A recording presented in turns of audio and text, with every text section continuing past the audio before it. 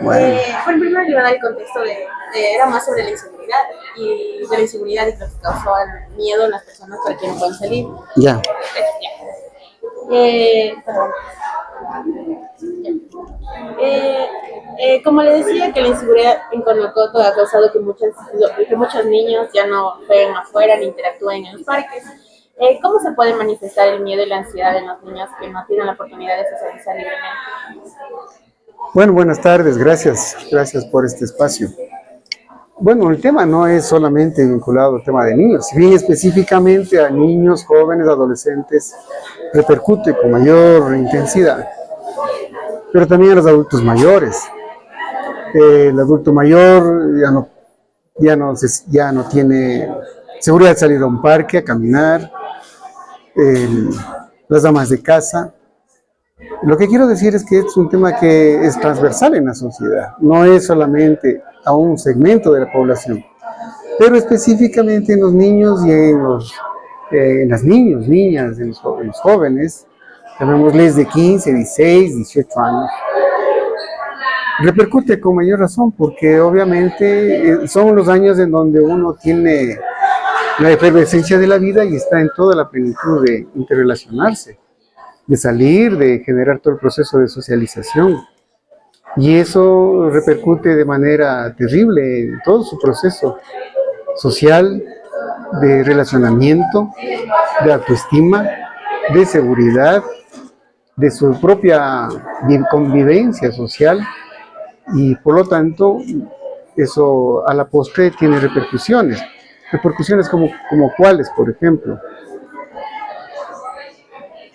dependencia a los aparatos electrónicos, dependencia a estar vinculado a espacios que, si bien es cierto, son de entretenimiento, pero que se han ido convirtiendo en adoctrinamiento.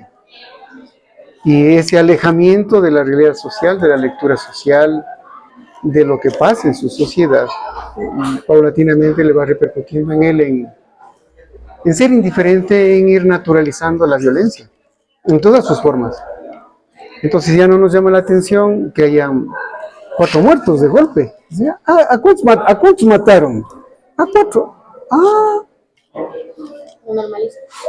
entonces se ha naturalizado, se ha normalizado tanto la violencia, que en lugar de escandalizarnos lo que ha hecho es más bien normalizarla. Entonces lo que antes nos parecía terrible en una película, o un asesinato, o una muerte violenta, hoy que sean 5, 6, 8, o como en lo que va del año, más de 1000 en este año, en este 2025, pues ya no nos parecería ser que no nos llama la atención. Entonces los niños, las niñas, eh, ven reducido su espacio social, su espacio de vincularse a su entorno, no necesariamente con otras personas. El hecho de no poder salir, el hecho de no poder ir a un supermercado, a una tienda del barrio, a comprar a la casera de la vuelta de la esquina de la casa. Todas esas cosas repercuten en absolutamente toda la estructura social, psicológica, económica, de relacionamiento social y obviamente un eje transversal. No hay política pública para enfrentar este tipo de problemas. Como le decía, que los niños crecen en un entorno inseguro y que pueden llegar a percibir a la comunidad de una manera muy distinta a aquellas personas que viven en un lugar más tranquilo. ¿Cómo cree que puede afectar la inseguridad en la forma en que los niños perciben al entorno social y su capacidad de confiar en los demás? En esto también una persona nos puede decir que ya no existe la solidaridad ni tampoco ya existe la confianza con los vecinos por el hecho de que vinieron nuevas personas como que son ajenas al lugar donde siempre han estado conviviendo. Entonces eso también les ha causado desconfianza. Por eso ya no son tan unidos como eran antes. Bueno, parroquias pequeñas, por ejemplo, como Conocoto, han crecido tanto que han dejado de ser esas parroquias pequeñas para convertirse en lo que se conoce ahora como, bueno, no ahora, ya un tiempo atrás, como las parroquias dormitorio, donde la mayor cantidad de gente sale a trabajar, por ejemplo, a los centros poblados como Quito, y regresa a la noche, a la tarde a su casa a descansar, pasa de fin de semana.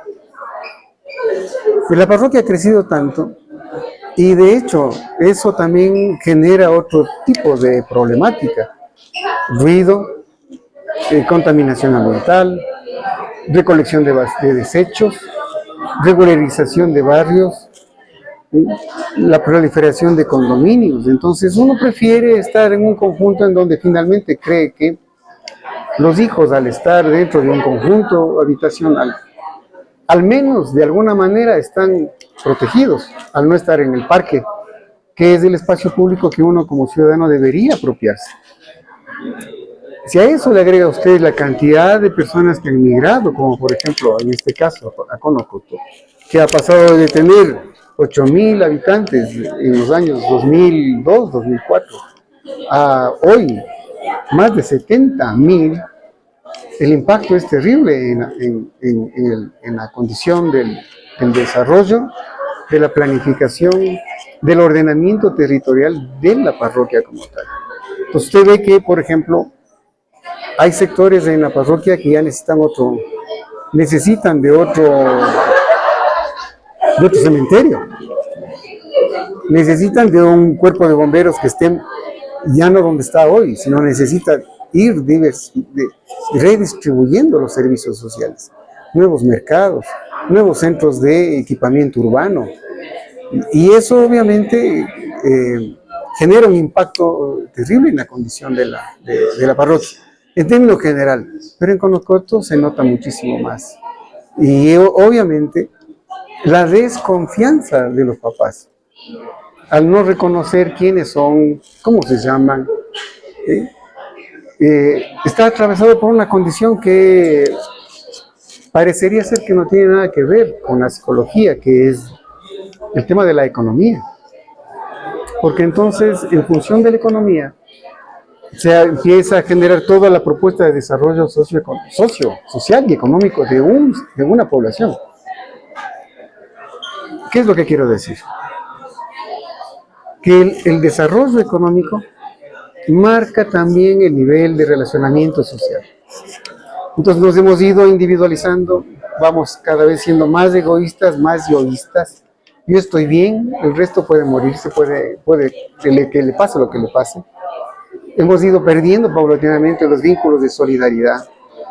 Se han ido perdiendo los espacios de encuentro de la población.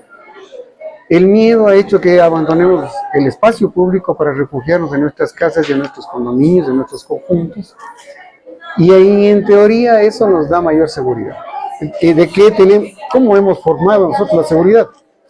Muros más altos, alambradas en los muros, cámaras de seguridad, consejería o guardia privada.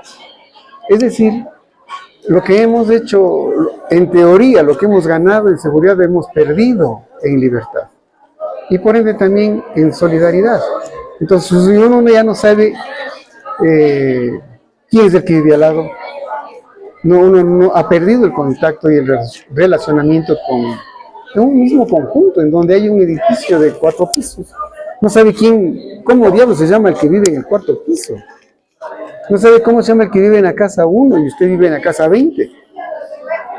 Las reuniones del condominio, si hay 20 casas, se esperaría que estén los 20 moradores, los 20 jefes de cada casa. Y si van 10 son muchos. Y la gente dice, bueno, ¿cuánto hay que poner de cota? ¿O qué hay que hacer? Entonces ha ido perdiendo muchísimo, precisamente por el modelo de desarrollo del país. Un modelo de desarrollo individualista, yoísta, egoísta, que choca con la estructura de esta sociedad andina, que es más bien solidaria, amigable, esto de la vecindad, el término ese que sea, ¿qué será? Creería yo que se ha descontextualizado, en cambio, muchísimo con eso de saludarle a uno como vecino, vecina, ¿no? Y no saben ni quién diablos es, no saben ni cómo se llama, pero a todo el mundo nos saludan como vecinos y creemos que eso nos da un nivel de confianza para interrelacionarnos, cuando en realidad es cualquier cosa.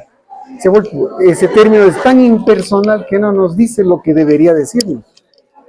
¿Mm? Sí, porque decía que la desconfianza, porque el GAT, que es el gobierno ¿Parroquial? Ajá, parroquial, hacía programas, pero con la desconfianza la gente no participaba. No participa. Y comenzó a no participar. Claro. Entonces, No se olvide que en Conocot está la administración zonal Los Chillos, ajá, del municipio, pero precisamente esa condición de inseguridad hace que las propuestas de vinculación o de apropiamiento del espacio público sean bien complicadas y difíciles de hacerlas. Y eso generalmente a donde nos está llevando es cada vez a un mayor individualismo, mayor desconfianza, mayor inseguridad, mayor niveles de estrés, porque sus papis, por ejemplo, cuando usted sale, están pendientes a dónde te vas, con quién estás, en qué andas, cuidado esto, cuidado lo otro. ¿Sí? Y obviamente eso lo que ha hecho es generando paulatinamente niveles más altos de angustia, de estrés, de inestabilidad, obviamente más costos, porque usted ya no viene en bus, usted tiene que tomar un taxi y el taxi eleva los costos, ¿sí?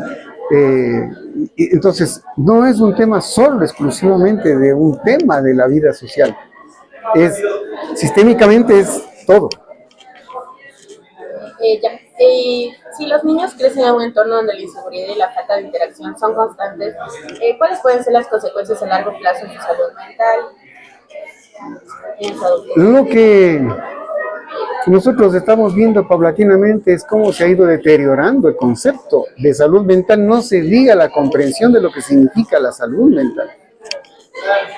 La salud, desde la Organización Mundial de la Salud, la OPS, la OMS, se hablan de la seguridad integral. Y la salud es física, mental y psicológica. Y no es solamente referida a la ausencia de enfermedad. Es decir, usted está sano porque no está enfermo. Pero psicológicamente puede que le esté pasando muchas cosas.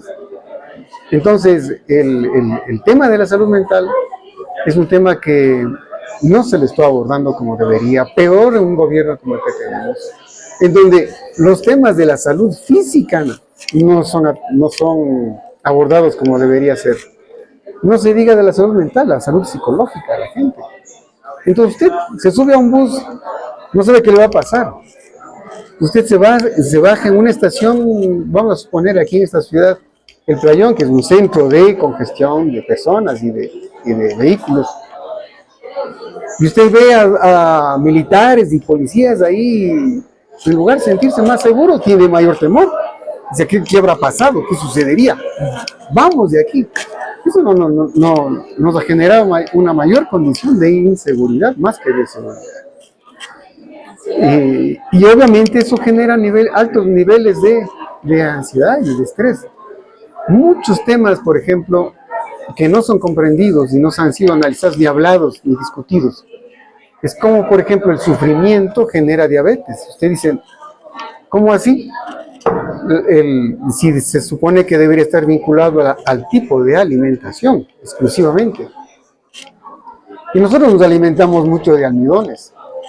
Pan, arroz, papas, procesados, alimentos edulcorantes que también vienen en envases, ¿no? Pero no, el nivel de ansiedad, de angustia, hace que el sistema inmunológico se deprima. Y al deprimirse, usted está más expuesto a enfermedades.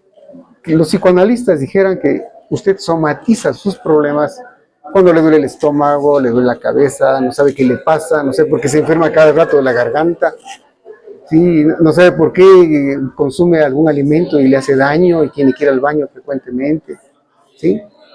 Y parecería ser que es un tema solo del alimento, cuando en realidad son repercusiones psicológicas. Entonces la salud mental paulatinamente se está viendo cómo se va deteriorando a pasos agigantados, a todo nivel, porque esto ya no solamente de niños, por ejemplo, que era lo que empezamos.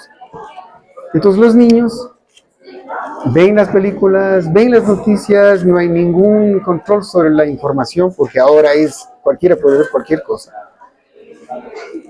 hemos naturalizado la violencia a tal extremo de que nadie ya se escandaliza ni le asusta estas cosas. Sí, porque nos decía una persona que le entrevistamos que ahorita en estos tiempos ya no le ayuda, mejor se ponen a grabar lo que está pasando. Claro, claro, sí, sí, sí. Los fenómenos psicológicos son bien complejos en estos temas. Antes uno reaccionaba frente al ataque a cualquier persona, en un bus, en la calle, e intentaba generar alguna suerte de acompañamiento a la persona atacada. Ahora lo que hacemos es la novelería que nos permite incluso la tecnología documentar para subir primerito a la red para que todo el mundo vea y diga, sí, y yo llevarme el crédito, cuando en realidad la solidaridad ha pasado al tercer, cuarto, quinto plano. Entonces volvemos a lo que decíamos, cada vez haciéndonos más individualistas, basados en un modelo de desarrollo económico. El sistema económico capitalista actual, neoliberal, lo que hace es que cada uno, ¿sí? Yo por mí y el diablo contra todos. Dios ya no ve por nadie y el diablo está contra todo el mundo. No nos olvidemos que Thomas Hobbes, por ejemplo, en el Leviatán decía, en el libro de él, dice, el hombre es lobo del hombre. Y paulatinamente vamos viendo cómo primero yo, segundo yo, tercero yo, el resto que se muera, el resto que vea cómo hace. Y esos son niveles de ansiedad y de angustia y de estrés que no solamente, como decíamos, son problemas físicos, sino cómo los psicológicos repercuten en la condición de absolutamente todos. Ustedes ya están por terminar el semestre. La fiestecita de fin de semestre, donde el amigo, donde la amiga, donde el pana, ¿sí? Usted tiene que ir programado a quedarse a dormir ahí, porque no puede darse lujo salir a las 2 de la mañana, a las 3 de la mañana, llamar un taxi, porque incluso las plataformas tecnológicas tampoco es que son ninguna garantía, con las excepciones que siempre hay, ¿sí? Y la incertidumbre de usted está en un conglomerado y una bala perdida. Hasta ahí llegamos. Entonces no es un tema gratuito. Y uno ha ido viendo cómo paulatinamente entonces la información se la vende como un tema de entretenimiento cultural. Y no precisamente como un acto de educarnos. Por ejemplo, la televisión. La televisión se supone que tiene que tener programas de entretenimiento, programas educativos, ¿sí? Y vemos qué tipo de televisión tenemos. Y la tercera cosa de la televisión es la de informar, pero sabemos cómo están captados los medios de comunicación. Gramsci decía que el pensamiento hegemónico se implanta a través de 3 grandes cosas: la religión, la educación y los medios de comunicación. Y ahí están las consecuencias. Porque ahorita actualmente se utiliza más el internet y ahí no hay una regulación de absolutamente. Bueno, en la televisión algo. ¿Y es porque tampoco hay una ley de comunicación? Sí, pero casi sin ningún efecto, ¿no?